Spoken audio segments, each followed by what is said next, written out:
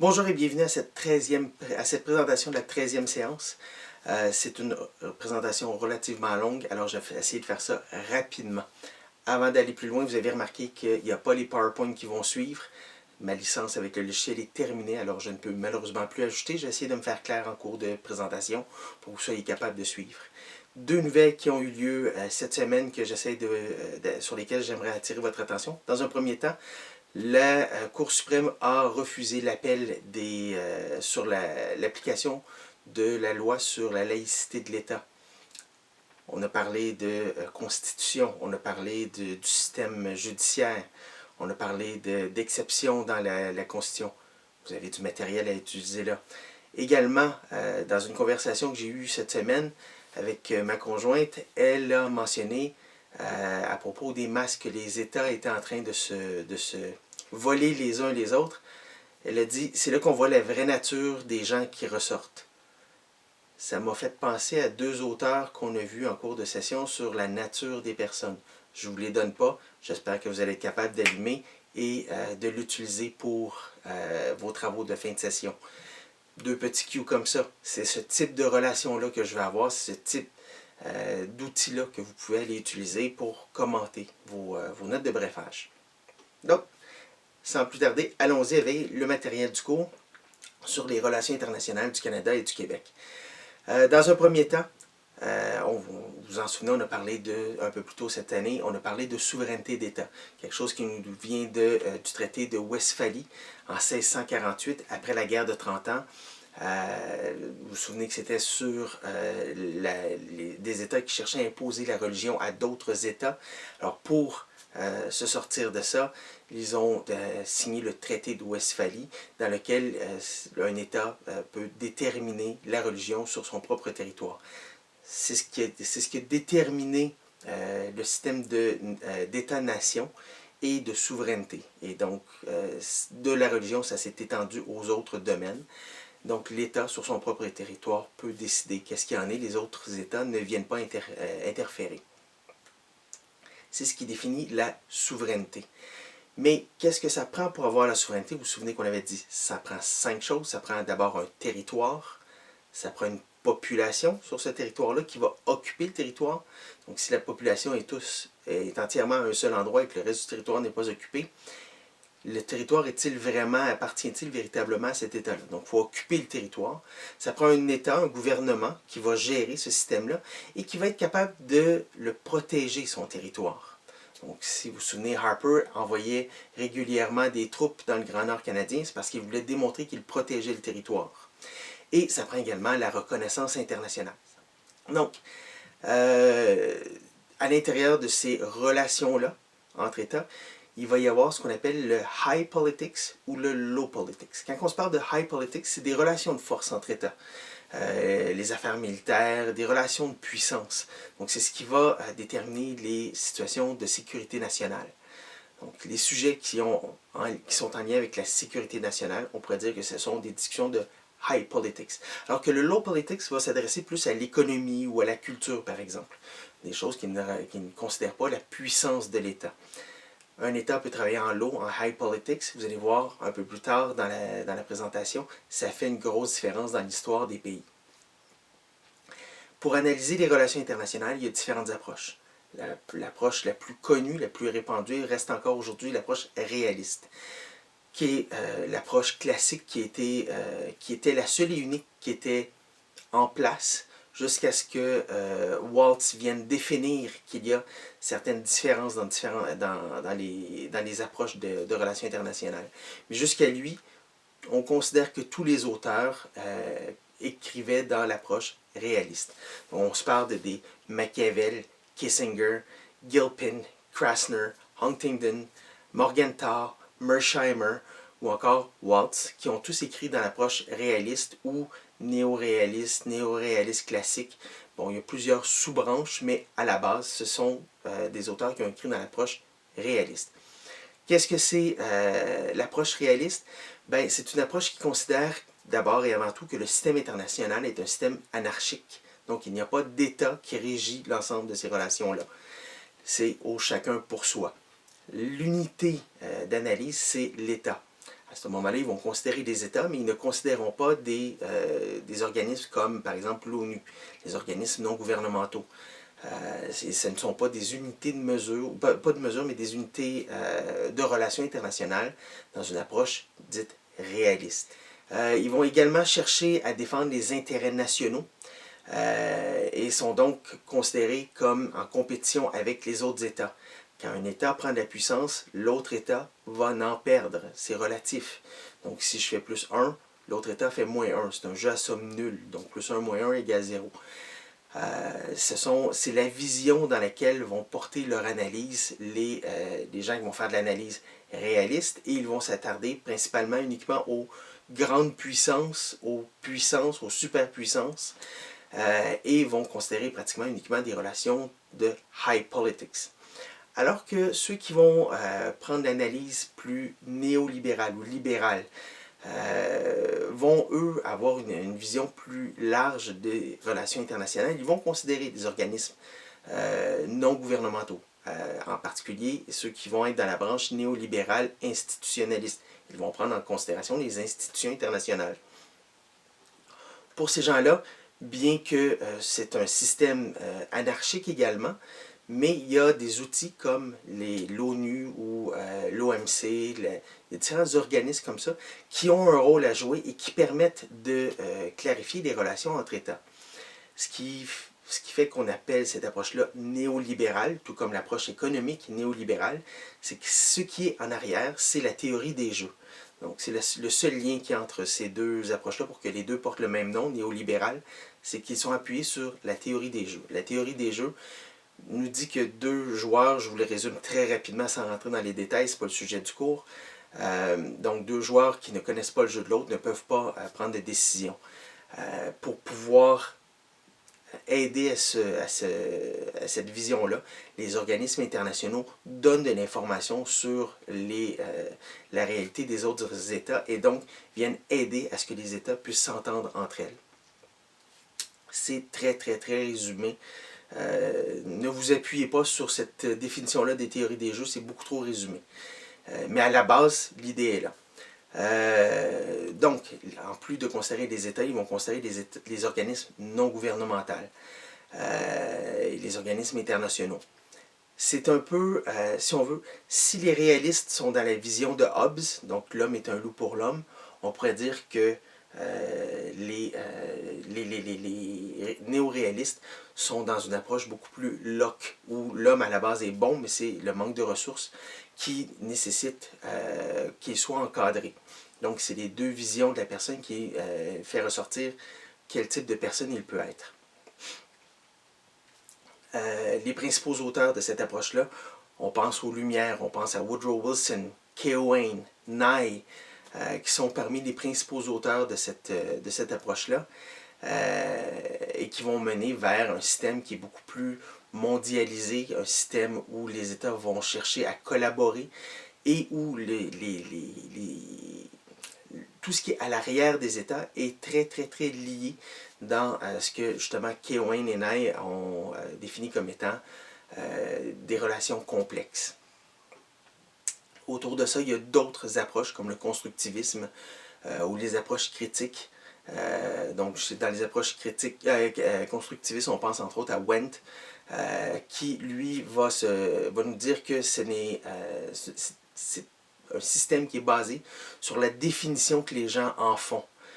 Et donc, selon la définition, le système, la compréhension du système va changer. C'est l'approche constructiviste. Il va considérer que les acteurs sont non rationnels.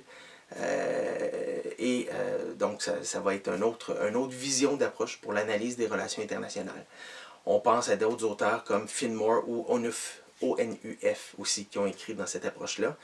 Il y a d'autres approches, les approches critiques, approches féministes, ou encore en économie politique. À l'ENAP, il y a la chaire de recherche, la CREPIC, qui travaille justement précisément sur les approches d'économie politique. Si c'est le sujet qui vous intéresse, Stéphane Paquin travaille sur ces sujets-là. Donc, voilà pour les différentes approches d'études des relations internationales. Maintenant, c'est quoi la différence entre des relations internationales et de la politique étrangère. On l'a dit tantôt, relations internationales, donc quand deux États entrent en relation les uns avec les autres, on est en relation internationale. La politique étrangère, c'est plutôt la stratégie qu'un État va adopter afin de gérer ses relations internationales.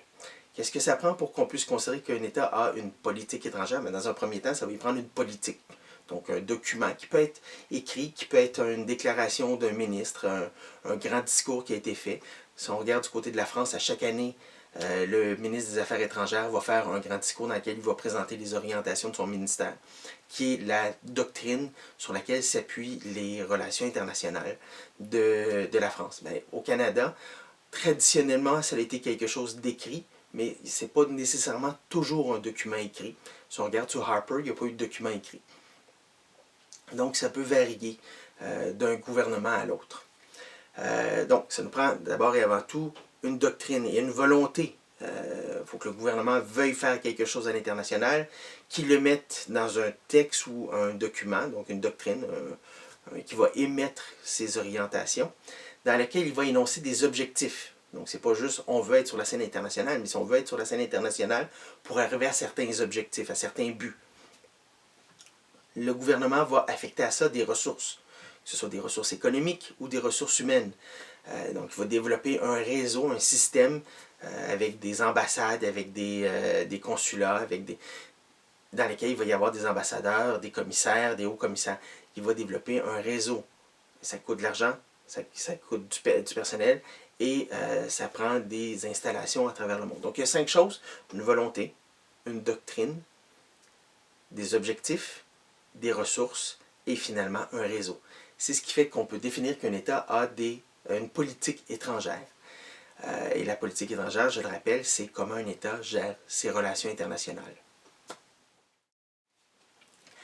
Pour ce qui est maintenant de l'histoire des relations internationales du Canada, vignette suivante. On commence dès lors avec le Haut et le Bas Canada. Avant même 1867, le Canada avait déjà des relations à l'international. Naturellement, à cette époque-là, il n'est uniquement que dans le low politics. Le high politics, c'est le travail du Royaume-Uni. Le Canada a cependant des réalités physiques où est-ce qu'il a des nécessités de rentrer en relation avec d'autres États. On se souvient que le Haut-Canada a été peuplé par les Anglais loyalistes qui venaient des États-Unis. Ils sont arrivés au Canada, ils ne sont pas des républicains, ils sont des loyalistes.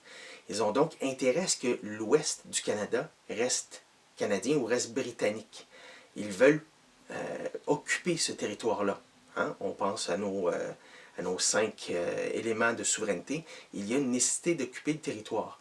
Aux États-Unis, à cette époque-là, ils sont environ 5 à 6 millions, alors qu'au Canada, ils sont 4 à 500 000. Ils sont 10 fois plus déjà aux États-Unis. Il y aurait une facilité d'aller occuper ce territoire-là. Alors, afin d'occuper le territoire, le Haut-Canada va développer des relations va ouvrir des maisons en Angleterre pour faire venir des gens au Canada afin d'aller occuper ce territoire-là. Donc, il y a une nécessité d'occuper le territoire. La même chose pour les Franco-Canadiens, qu'on appelle à l'époque les Canadiens. Ils sont environ 35% de la population. Donc à 35%, quand les Anglais font venir leur famille, des gens autour d'eux, les Français veulent garder leur relation de pouvoir, ils veulent garder leur pourcentage à l'intérieur de la masse de la population canadienne. Alors ils vont ouvrir des maisons du Canada en France et en Belgique afin de faire venir des francophones au Canada. Donc vous voyez que déjà, à cette époque-là, il y a un certain niveau de relations internationales et on est dans le low politics, c'est de l'immigration. On n'est pas dans des relations de puissance. Les États-Unis ont véritablement des visées sur le Canada. On peut penser à l'indépendance. Donc, ils ont essayé d'amener avec eux autres les Franco-Canadiens dans l'indépendance américaine. Plus tard, il y a eu à 2 reprises, les Américains sont remontés sur le Canada. On pense en 1775-76 avec, entre autres, la bataille de Québec, où est-ce qu'ils ont essayé de prendre le Canada. Et encore une fois, en 1812, où est-ce qu'ils ont été repoussés jusqu'à même Washington.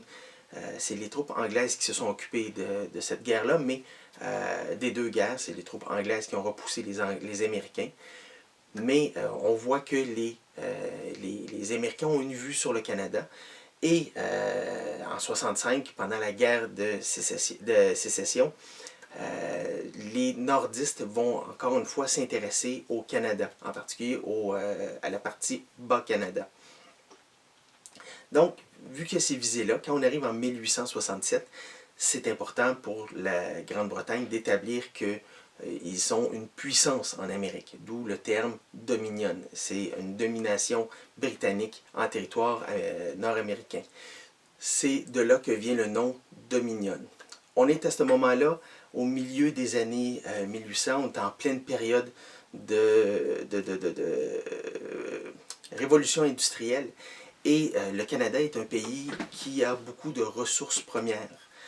Il y a donc, le Canada cherche à exporter, puisque c'est une très petite population et il n'y a pas suffisamment de population pour maintenir le commerce. Alors il y a toujours eu une nécessité d'exporter, ce qui va toujours être à l'arrière de la politique étrangère canadienne, ce désir d'exporter. Le Canada a été un pays d'exportation à travers la totalité de son histoire. Il y a donc cette démarche-là à l'international où est-ce que ça va prendre des représentants économiques dans différents pays pour permettre aux industries canadiennes d'exporter. En même temps, le Canada aussi travaille à son développement vers l'Ouest canadien. Il y a des nécessités de capitaux. Il faut donc ouvrir des relations avec les banques. Et où sont les banques à ce moment-là? Elles sont à Londres. Les Canadiens sont des Anglais, alors ça va être très facile d'établir des liens avec Londres. Ils parlent la même langue, ils ont la même culture, la même éducation, et donc vont établir des liens facilement pour pouvoir développer l'Ouest canadien. Il y a des relations également économiques avec la Grande-Bretagne. En grande partie, comme vous pouvez le voir, les relations internationales du Canada se font principalement sur une base économique, que ce soit pour l'exportation ou pour aller chercher des capitaux. On arrive en 1867. 1867, la Constitution du Canada, vous le savez, on en a parlé, elle est plutôt silencieuse sur la politique étrangère, sur les relations internationales. Tout ce qu'elle nous dit à l'article 132, c'est qu'on relève du Royaume-Uni et le Canada a ce qu'il faut pour pouvoir mettre en œuvre les politiques signées, ou pas les politiques, mais les ententes signées par le Royaume-Uni. En 1969, le Canada va envoyer à Londres ce qu'on appelle un commissaire. Son objectif, comme je vous le mentionnais il y a quelques instants, est entièrement financier. Le terme de commissaire ou de haut commissaire, c'est le terme qui va être utilisé pour les représentants d'un État à l'intérieur du Commonwealth. Pourquoi on utilise ce terme-là et non pas le terme ambassadeur? C'est qu'un ambassadeur représente un gouvernement ou un chef d'État à travers le monde. Mais les différents États du Commonwealth partagent le même chef d'État, le roi ou la reine d'Angleterre. Donc, il n'y a pas de nécessité d'avoir des ambassadeurs auprès des autres chefs d'État. Ils vont donc avoir des commissaires ou des hauts commissaires afin d'aller les représenter en avant des autres gouvernements. C'est pour ça que le Canada, à l'intérieur du Commonwealth, n'a pas des ambassadeurs. Donc, ce haut commissaire-là, comme je le mentionnais, a principalement un rôle économique. Il va s'attarder aux sujets plutôt privés, laissant les choses gouvernementales dans les mains du gouverneur général, qui lui va de plus en plus faire appel à son travail. À l'inverse, cependant, vers Washington, c'est un représentant britannique qui est là pour représenter le Canada. Il n'y a pas de représentant canadien à Washington. Cependant, la grande majorité du travail de ce représentant-là britannique, ce sont les affaires canadiennes. Et en grande partie, ces représentants-là, ces ambassadeurs de la couronne britannique auprès du gouvernement américain, ces ambassadeurs-là ne sont jamais venus au Canada. Ils n'ont aucune connaissance de la réalité canadienne, des besoins du Canada. Ce ne sont que des demandes qui sont faites par le gouverneur général canadien à travers le haut commissaire qui est exprimé auprès du gouvernement britannique et qui est envoyé en demande auprès de l'ambassadeur à Washington. Vous devinez que ce système-là qui passe du gouverneur général au commissaire, qui s'en va à Londres, qui prend une décision et qui le renvoie à Washington, est un système qui est très long. Les Américains vont avoir intérêt à ce que ce soit un représentant canadien qui soit présent sur place pour pouvoir faciliter les négociations. Les Américains vont devenir à ce moment-là un partenaire dans les démarches canadiennes vers un représentant, mais également ce qui va devenir la source de la souveraineté canadienne. Les Américains vont être un partenaire dans cette démarche-là parce qu'ils vont avoir besoin d'établir cette relation-là. Donc, on se retrouve vers 1870, où est-ce que à Ottawa, il y a une trentaine de pays qui ont des consuls, non pas des ambassadeurs, mais des consuls. Les ambassadeurs sont à Londres. Ils ont dans les autres parties du monde des consuls. Et la fonction publique canadienne a d'excellentes relations avec ces gens-là. Ils vont donc facilement établir des liens qui vont éventuellement faciliter les démarches canadiennes plus tard. En 1892, d'une manière informelle, si on veut, le Canada va entrer en relation avec les Américains pour négocier les frontières de l'Alaska et de la baie de Passamaquoddy. En fait, c'est une partie de la baie de Fundy, entre le Nouveau-Brunswick et la Nouvelle-Écosse. Ils cherchaient à établir la frontière maritime et la frontière territoriale en Alaska, entre l'Alaska et le Yukon. Le représentant canadien qui va être demandé pour venir sur place arrive fort mal préparé. Il est mal préparé parce qu'il n'y a pas de ministère des Affaires étrangères au Canada, encore moins un ministre. Il va donc devoir aller chercher de l'information à gauche et à droite. C'est mal organisé, c'est mal structuré. Qui est-ce qui a l'ensemble de ces dossiers-là ensemble? C'est Londres. Donc, il va devoir se retourner vers Londres pour obtenir les documents. Encore une fois, on pense à les délais, tous les délais que ça peut. Et on est dans les années 1800, il n'y a pas d'avion, il n'y a pas Internet, il n'y a pas d'email. Donc, c'est quelque chose qui est très, très, très, très long à obtenir. Et les Canadiens vont donc finalement s'entendre avec les Américains sur ce découpage-là. Mais ils vont avoir eu la sagesse de ne laisser aucun document écrit. Pourquoi c'est une sagesse? C'est que les Britanniques, à ce moment-là, s'intéressent très peu à cette division-là, parce que pour eux, c'est pas quelque chose qui est important, ou leur territoire en Amérique finit exactement, n'est pas un sujet d'importance. Mais lorsque l'entente est conclue, à ce moment-là, les Britanniques réalisent qu'il vient de se passer quelque chose et ils s'y opposent. Mais comme il n'y a pas de document, il n'y a rien sur lequel ils peuvent s'opposer. Donc, ces traités-là qui ont déterminé la frontière entre l'Alaska et le Yukon sont encore en vigueur aujourd'hui, même si les Britanniques, à l'origine, s'y étaient opposés. Donc là, on est à la fin des années 1800. Mais ça va venir démontrer qu'il y a un manque, il y a un besoin à Ottawa d'avoir un système, d'avoir une structure pour pouvoir soutenir les relations internationales du Canada. Pope, qui est à ce moment-là le secrétaire général, c'est-à-dire le greffier du conseil privé, va faire des démarches afin d'obtenir un ministère des Affaires extérieures pour le Canada. Il est dans ça, comme je le mentionnais, appuyé par les Britanniques, mais également par l'ambassadeur anglais qui, lui, voit que sa charge de travail, elle est principalement tournée vers le Canada, alors qu'il n'est pas connaissant de ce qui se passe au Canada. Alors, en 1909, Pope va réussir à obtenir ce ministère des Affaires extérieures-là. Pourquoi on l'a appelé le ministère des Affaires extérieures? Pour ne pas brusquer Londres en appelant ça un ministère des Affaires étrangères. L'objectif du ministère des Affaires extérieures, c'est de traiter les choses qui sont extérieures au territoire canadien, mais qui ne sont pas extérieures à l'État britannique. Donc, on va se concentrer sur ce qui est les relations entre les pays du Commonwealth, l'ensemble des hauts commissaires. Alors, on est dans les affaires extérieures et non pas dans les affaires étrangères. Encore une fois, c'est pour soigner les relations avec Londres, pour ne pas les brusquer, en utilisant un terme qui pourrait être provocateur. En 1909, quand ce ministère-là, ou en fait ce secrétaire d'État-là s'établit, celui qui en est en charge, c'est le premier ministre. C'est quelque chose qui complète, qui complète son travail en tant que premier ministre. Il va s'occuper de ces dossiers-là le vendredi après-midi, en fin de journée, pour liquider. Ce n'est pas ses dossiers principaux. Et ça va rester le premier ministre du Canada jusque dans les années 40, qui va s'occuper des affaires extérieures du Canada, sauf une petite période en 1911 où est-ce qu'un ministre va être déterminé, mais sinon, ça a toujours été le premier ministre jusqu'à Lyon Mackenzie King, extérieur. Le Canada, à cette époque-là, a toujours suivi la Grande-Bretagne dans toutes les guerres. Donc, la guerre des Boers, le Canada était présent, l'ensemble des guerres. On arrive à la Première Guerre mondiale.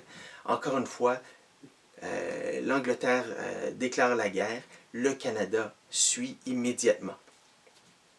Le Canada n'a pas fait une déclaration indépendante. C'est la déclaration britannique qui a impliqué le Canada, puisque le Canada est un territoire britannique.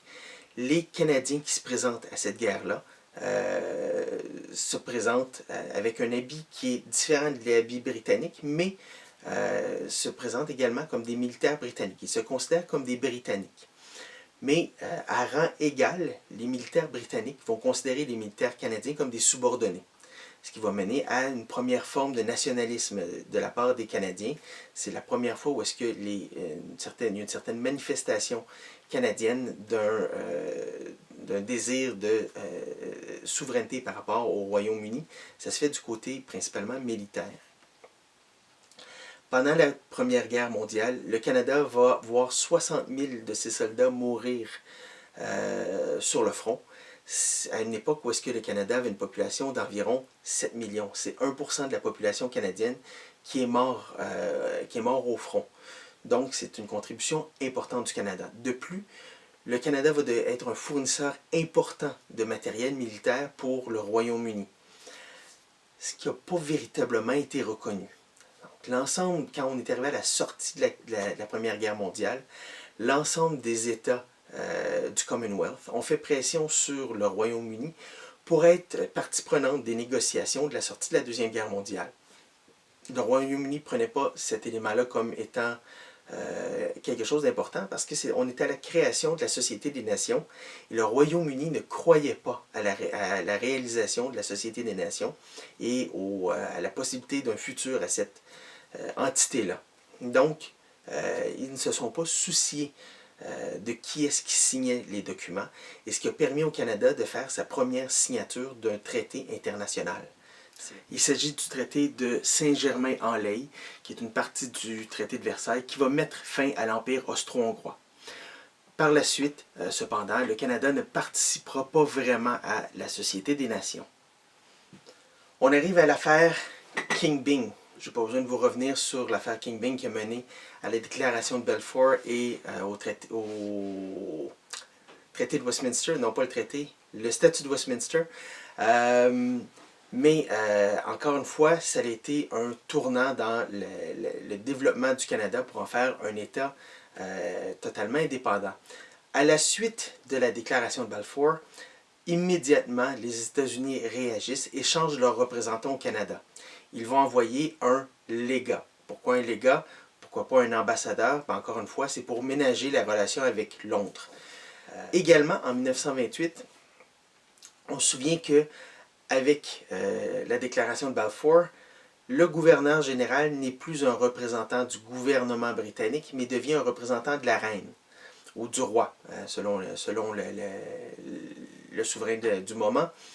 Et donc, le gouvernement britannique va reprendre le système des hauts commissaires et va envoyer un haut commissaire au Canada pour le représenter.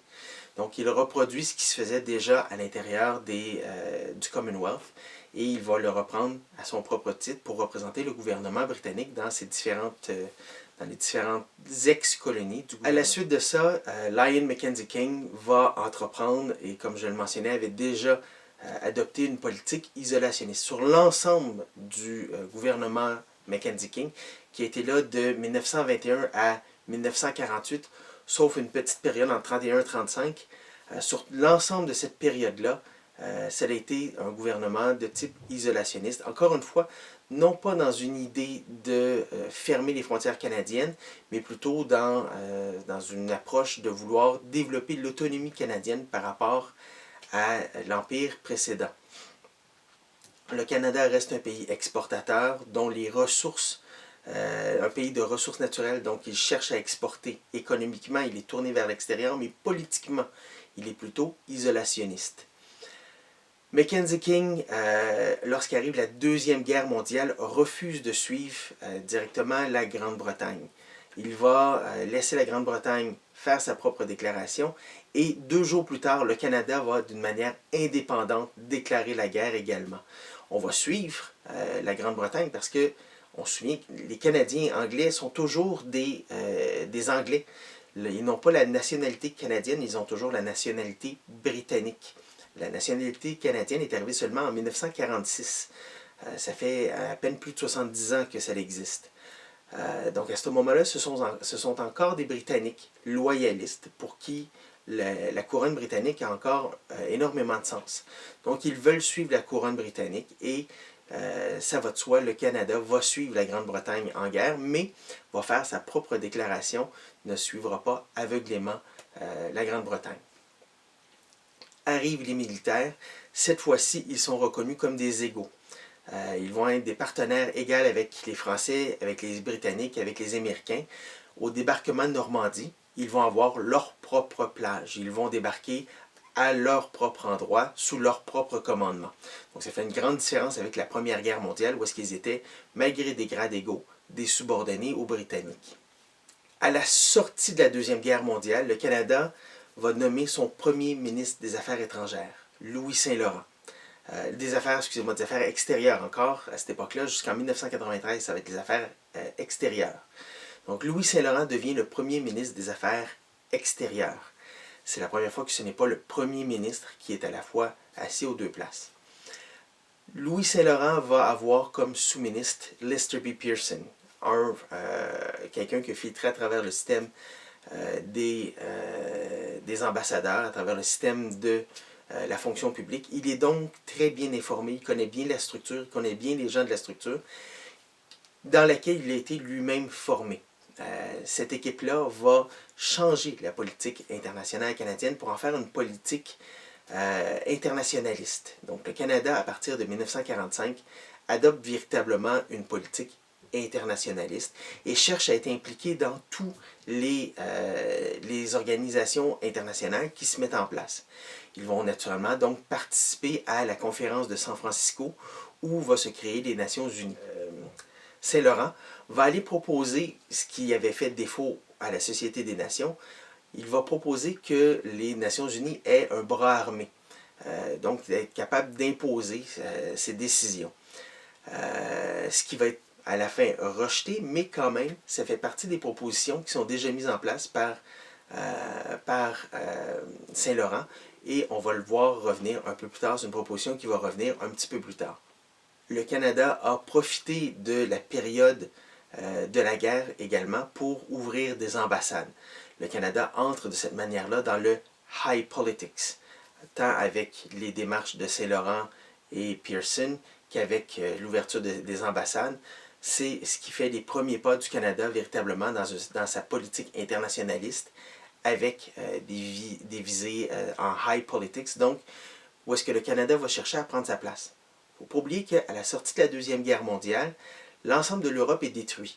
Le Canada, qui a été une force manufacturière pendant la Deuxième Guerre mondiale, qui a fourni de l'équipement pour le Royaume-Uni, est encore debout.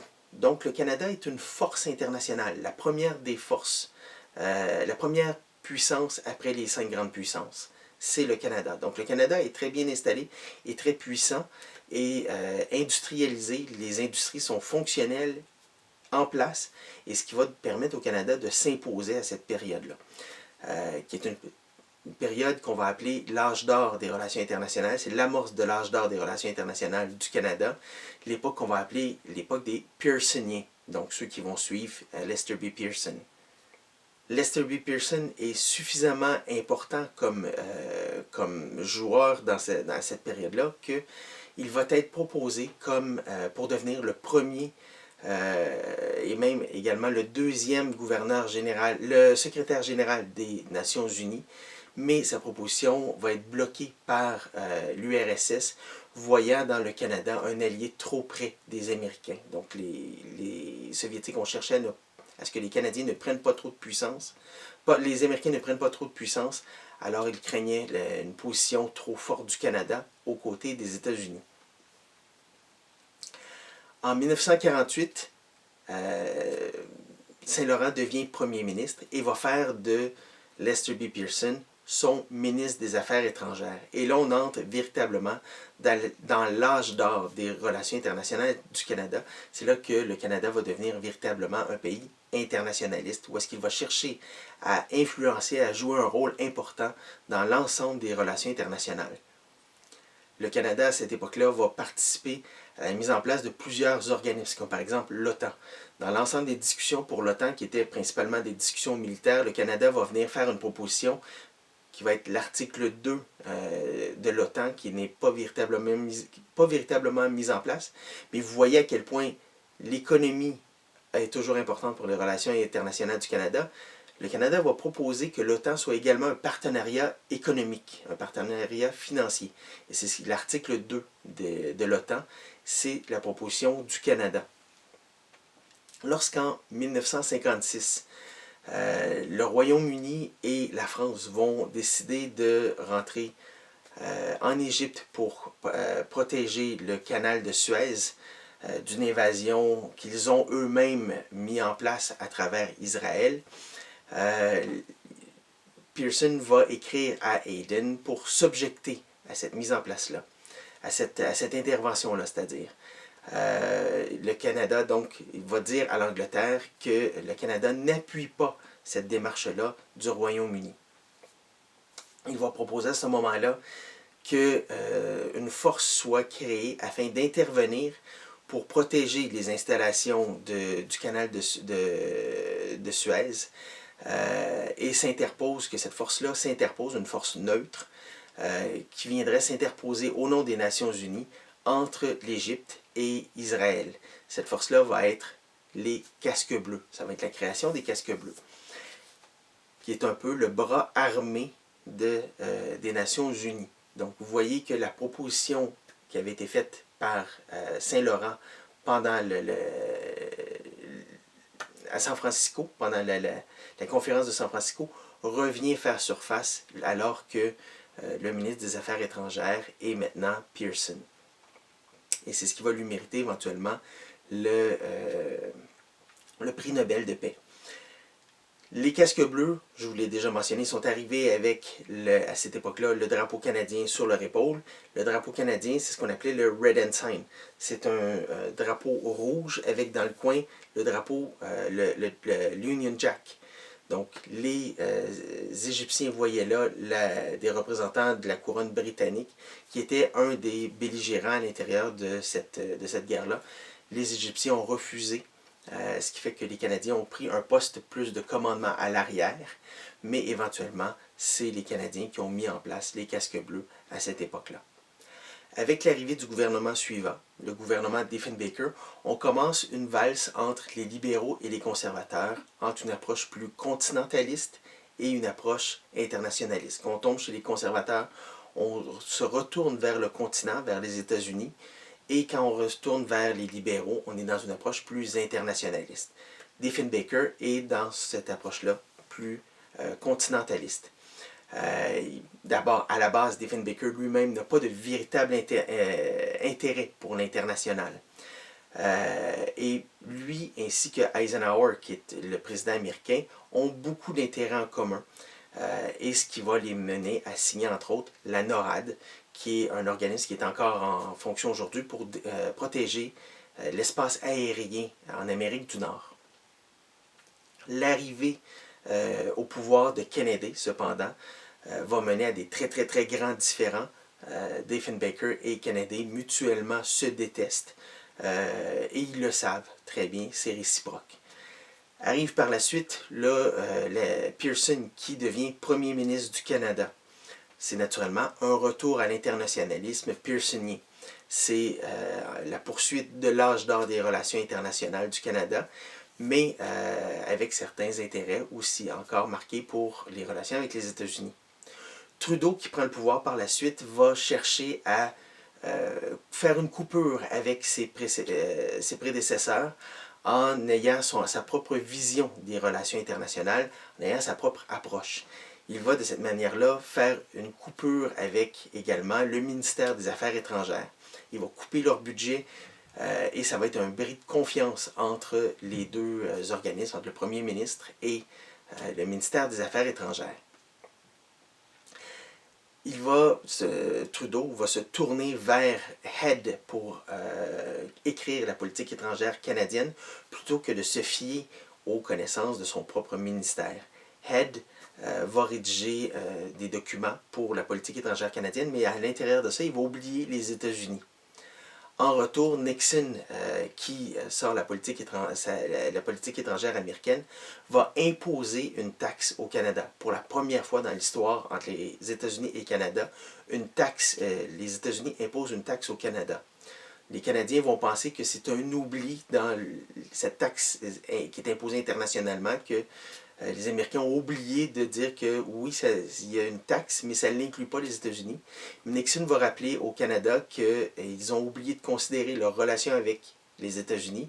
Les États-Unis n'ont pas oublié le Canada. C'était une taxe qui leur était tout simplement imposée. Ça va ramener Trudeau à la réalité, à l'importance de son ministère. Et à partir de ce moment-là, le ministère va s'en sortir grandi. Elle va avoir pris un peu plus d'importance, mais il va quand même rester une différence entre la politique étrangère de ce qu'elle était avant l'époque pearsonienne et ce qu'elle est à la suite de Trudeau. Alors Trudeau va un peu de son côté faire à sa tête, c'est-à-dire qu'il ne suivra pas les directives du ministère des Affaires étrangères, il va plutôt chercher à apporter sa propre vision des relations internationales en essayant de rétablir des liens, par exemple, avec Cuba ou avec la Chine. Il va essayer d'être celui qui ramène les communications ensemble. Il ne sera pas, à ce moment-là, dans la lignée de ce que préconisait le ministère et va, de cette façon-là, attiser encore plus ses relations avec le gouvernement américain. Lorsqu'arrive Mulroney au pouvoir, Mulroney a des origines irlandaises, tout comme Ronald Reagan.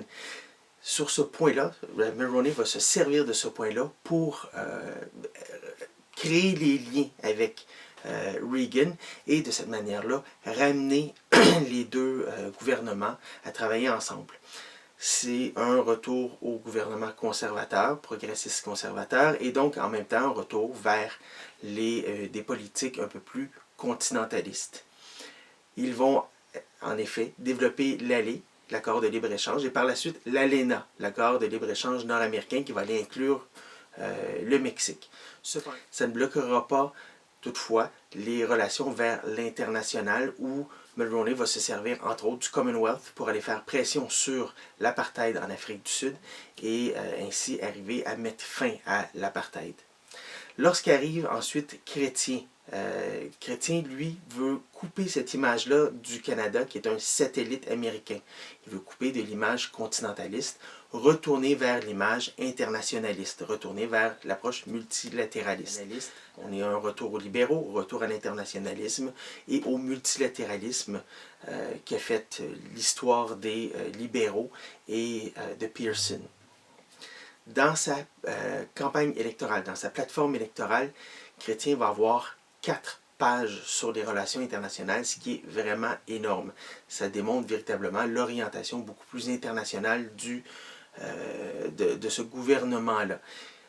Chrétien avait été également, pendant une très courte période, mais quand même sous Trudeau, avait été ministre des Affaires étrangères. Donc encore une fois, on a un ministre des Affaires étrangères qui devient premier ministre. À la base, Chrétien était vu plutôt comme étant maladroit dans les relations internationales, mais il comprenait très bien les grands enjeux, ce qui a fait qu'il a pu véritablement bien se positionner et ramener le Canada dans les enjeux internationaux. Il a été suivi pendant une très courte période par Paul Martin. Paul Martin, lui, commence à amorcer un virage dans les relations internationales canadiennes vers un peu plus le high politics, vers une approche plus réaliste des relations internationales. Cette orientation-là va être poursuivie lorsque le gouvernement Harper va arriver au pouvoir. Le gouvernement Harper va véritablement axer ses relations internationales sur une approche très continentaliste, basée sur le militaire, basée sur la puissance. Il veut faire du Canada une puissance internationale et une puissance qui défend son territoire. Il va axer sa politique étrangère énormément sur les frontières canadiennes, sur la défense du continent, la défense du Grand Nord canadien. Donc ça va être le fondement de sa politique étrangère. Ça va être orienté dans cette direction-là. Lorsqu'arrive Trudeau au pouvoir, on a un retour vraiment clair et fort vers l'internationalisme dans son discours, dans sa présentation pendant la campagne électorale. Il met en place beaucoup d'éléments qui vont mener à ce que, lorsque Ban Ki-moon va passer au Canada, Ban Ki-moon, à ce moment-là, qui est le secrétaire général des Nations Unies, va dire « Canada is back ». Donc, on voit vraiment qu'il y a un désir du Canada de retourner vers les relations internationales. Cependant, la réalité, avec un nouveau président américain qui arrive au pouvoir, va faire que le Canada va devoir se retourner vers une politique étrangère américaine du continent. Et cette relation-là avec les États-Unis va absorber la totalité du premier mandat de Justin Trudeau, où est-ce qu'il va devoir renégocier l'ALENA, qui était en place depuis déjà un certain temps. Ce qui nous amène à regarder vers le futur, qu'est-ce qui s'en vient pour le Canada. On est dans une période en ce moment, surtout avec cette pandémie-là, on est dans une période d'incertitude. Avec le gouvernement américain qui est en place, qui amène également des grands changements dans le système international. Le gouvernement de Donald Trump est vraiment en train de repositionner et de replacer le système international en retournant vers une politique très, très, très isolationniste.